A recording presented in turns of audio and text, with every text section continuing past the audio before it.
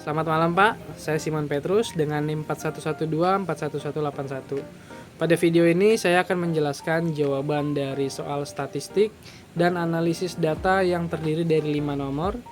Saya akan menjelaskan mulai dari analisis data, algoritma, hingga implementasi coding dan interpretasi hasilnya. Nomor 1, di situ ada indeks kemacetan Smart City. Pada soal pertama, kita diminta menganalisis indeks kemacetan pada Smart City. Bagian A, analisis data. Pertama, saya mengidentifikasi variabel dan jenis datanya. Variabel pertama adalah volume kendaraan dengan data 120 sampai dengan 170. Jenis datanya adalah kuantitatif kontinu skala rasio karena berupa angka yang dapat diukur.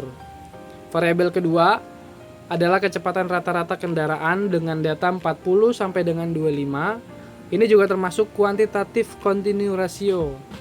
Variabel ketiga adalah persepsi kemacetan masyarakat dengan nilai 6 sampai dengan 9. Data ini termasuk kuantitatif diskrit atau ordinal karena berdasarkan penilaian. Selanjutnya saya akan mengevaluasi potensi bias data. Data CCTV hanya berasal dari pusat kota sehingga mewakili daerah pinggiran. Data GPS ride hailing hanya berasal dari pengguna aplikasi tertentu sehingga dapat menimbulkan bias teknologi. Sedangkan survei didominasi usia 20 sampai dengan 30 tahun sehingga persepsi kelompok usia lain kurang terwakili. Pada bagian B, perancangan algoritma. Konsep algoritmanya adalah semakin tinggi volume kendaraan, maka kemacetan akan meningkat.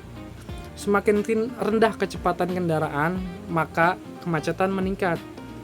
Dan persepsi masyarakat digunakan untuk memperkuat indikator kemacetan. Kemudian, dilakukannya normalisasi data agar semua variabel memiliki skala yang sama. Untuk volume kendaraan, digunakan rumus normalisasi biasa. Untuk kecepatan, digunakan normalisasi terbalik karena semakin rendah kecepatan, berarti semakin macet. Sedangkan survei dibagi 10 agar nilainya berada di rentan 0 sampai dengan 1. Setelah itu dihitungkan indeks kemacetan atau C dengan bobot 40% volume, 40% speed, dan 20% survei. Kompleksitas algoritmanya adalah O(N) karena proses normalisasi dan perhitungan indeks dilakukan satu kali untuk setiap data. Pada bagian C, implementasi Python. Pada bagian coding, pertama saya membuat list volume, speed, dan survei. Kemudian saya mencari nilai minimum dan maksimum volume untuk memproses normalisasi. Setelah itu dibuat volume, norm menggunakan perulangan list comprehension. Untuk speed dilakukan normalisasi terbalik menggunakan rumus 1 dikurangin hasil normalisasi. Lalu survei dinormalisasi dengan membagi setiap nilai dengan 10. Setelah semua data dinormalisasi, dibuat list C kosong. Kemudian dilakukan looping menggunakan for untuk menghitung indeks kemacetan tiap data. Rumusnya adalah 0,4 dikali volume normalisasi ditambah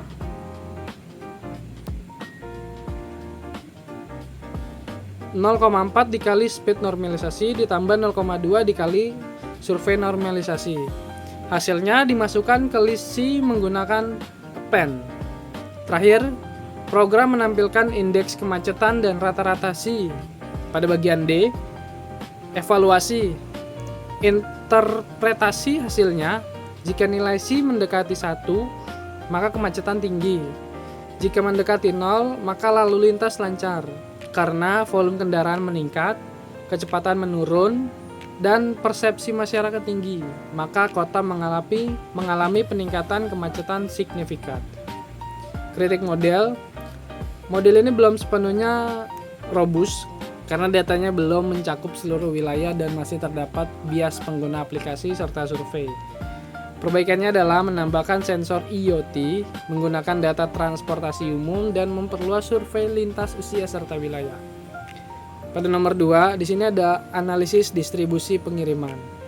Pada nomor 2, kita menganalisis distribusi dan pengiriman mean, median, Q1 dan Q3. Mean atau rata-rata diperoleh sebesar 6,1. Median adalah 3,5. Q1 atau kuartil bawah bernilai 2 dan Q3 kuartil atas bernilai 6. Analisis distribusinya, distribusi data mengalami positive scale atau miring ke kanan karena terdapat nilai ekstrim yaitu 15 dan 20. Kurtosis bersifat leptokurtik karena ekor distribusi panjang dan terdapat outlier. Algoritma deteksi outlier, metode yang digunakan adalah EUQR.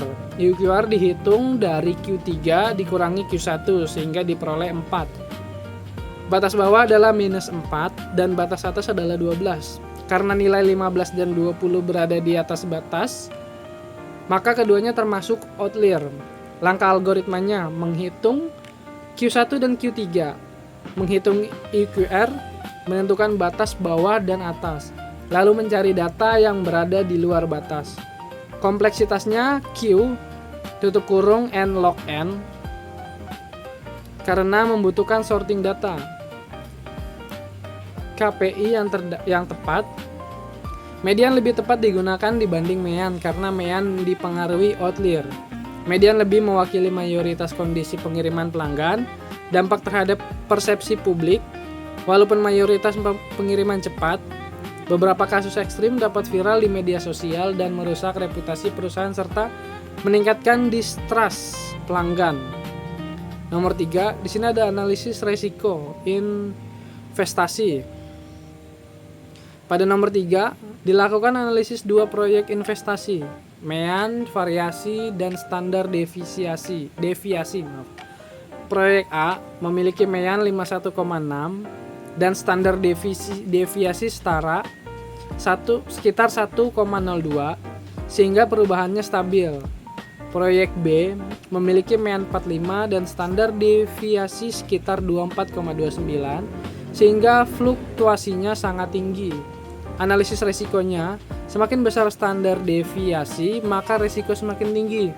Karena itu proyek A termasuk resiko rendah, sedangkan proyek B itu adalah resiko tinggi. Algoritma pemilihan proyek, algoritmanya, jika standar deviasi kecil dan mean tinggi, maka proyek dipilih. Sebaliknya, jika resiko tinggi, maka proyek dapat ditolak.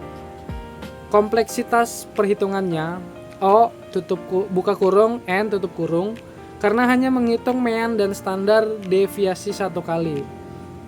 Untuk rekomendasinya adalah, untuk investor konservatif lebih cocok memilih proyek A karena stabil dan aman. Sedangkan investor agresif dapat memilih proyek B karena potensi keuntungannya tinggi meskipun resikonya besar. Nomor 4, probabilitas tim AI. Pada soal ini terdapat 6 anggota geospasial dan 4 anggota statistik. Akan dipilih 4 anggota tim, total kombinasi. Jumlah seluruh kombinasi tim dihitung menggunakan kombinasi 10 pilih 4, hasilnya 210. C buka kurung 10,4 sama dengan slash frag 10 tanda seru 4 tanda seru 10 kurang 4 sama dengan 210. Probabilitas minimal 3 ahli. Geospasial, kasus pertama 3 anggota geospasial dan 1 statistik. Kasus kedua 4 anggota geospasial, total favorable diperoleh 95 sehingga probabilitasnya 95 dibagi 210 sama dengan 0,452 atau sekitar 45,2%. P sama dengan slash frag tutup kurung buka kurung 95 tutup kurung 210 slash approx kali 0,452. Interpretasi probabilitas 45,2% menunjukkan peluang tim dominan geospasial cukup besar. Namun keseimbangan statistik tetap diperlukan agar analisis AI lebih optimal. Nomor 5, yang terakhir ada uji hipotesis. Pada soal terakhir dilakukan uji hipotesis, formulasi hipotesis 0 atau H0 menyatakan rata-rata kurang dari atau sama dengan 5. Sedangkan hipotesis alternatif atau HA menyatakan rata-rata lebih dari 5. Perhitungan uji diperoleh mean sebesar 6,86 dan standar deviasi sekitar 1,35. Kemudian dihitung statistik uji T dan diperoleh nilai sekitar 3,64. Dengan derajat bebas 6 dan alfa 0,05, nilai kritis T adalah sekitar 1,943. Karena nilai T dihitung lebih besar dari T table, maka H0 ditolak. T/frac/bar X MUS SQRT N/approx 3,6. Interpretasi P minus value. Karena P minus value lebih kecil dari 0,05, maka kemungkinan kesalahan kecil, artinya rata-rata pengiriman memang lebih dari 5 hari. Evaluasi untuk bisnisnya adalah perusahaan perlu memperbaiki sistem logistik, meningkatkan SLA pengiriman, dan mengurangi komplain pelanggan. Dan ada terakhir kritik validasi. Hasil penelitian masih memiliki keterbatasan karena sampel kecil dan belum mewakili seluruh wilayah. Selain itu terdapat kemungkinan bias media sosial. Perbaikannya adalah menggunakan data lebih besar, pengambilan sampel acak, dan evaluasi berkala. Terima kasih.